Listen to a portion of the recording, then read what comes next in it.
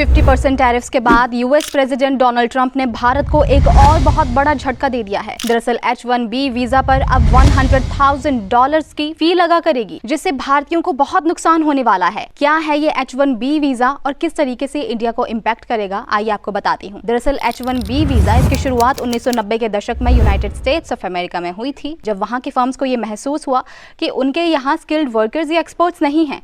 इसके लिए उन्होंने बाहरी देशों में एक्सपर्ट्स को खोजना शुरू किया और इसके लिए शुरू हुआ H-1B वीजा। H-1B वीजा को आप स्पॉन्सरशिप वीजा के तौर पर भी समझ सकते हो।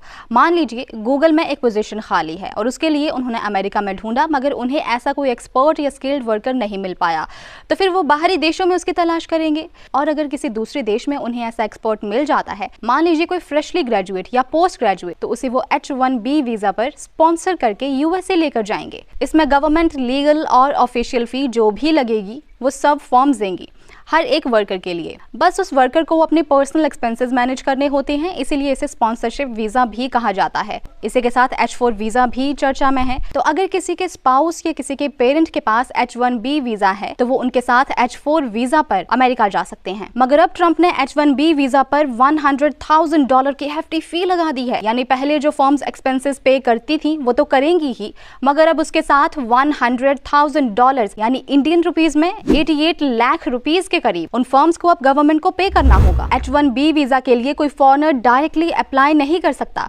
बल्कि उसके लिए उसे किसी फर्म का सहारा चाहिए होता है जो कि गवर्नमेंट के पास जाए उनकी एप्लीकेशन लेकर। इसलिए अब खबरें ये भी आ रही हैं कि माइक्रोसॉफ्ट और बाकी USA based companies H-1B visa वाले वर्कर्स को जल्दी बुला रहे हैं USA वापस। क्यों? क्योंकि अगर वो वेकेशन या किसी और रीजन की वजह से USA के बाहर हैं, तो ट्रंप ने जो 21 सितंबर की डेडलाइन दी हुई है, जिसके बाद ये फी लगना शुरू हो जाएगी।